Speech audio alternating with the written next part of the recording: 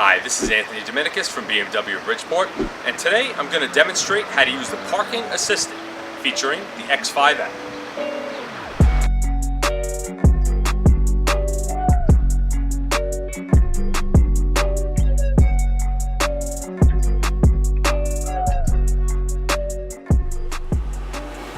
The Parking Assistant is going to help you find parallel spots at low speed, especially in those tight situations, as the sensors know the boundaries better than you do. So first off, I'm going to hit the Parking Assistant button, cruise along. I'm going to give a diagram on the iDrive screen as to which spots the car fits, and also give you directions. So first up, stop. Second, turn signal. Then you got to say okay to a disclaimer. And then you hold down the Parking Assistant button.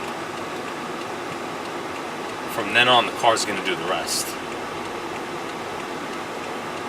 Take a deep breath.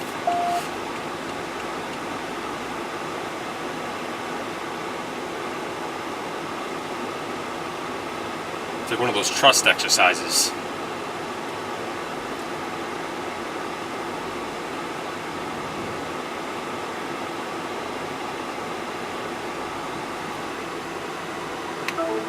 Alright, perfect parallel parking job.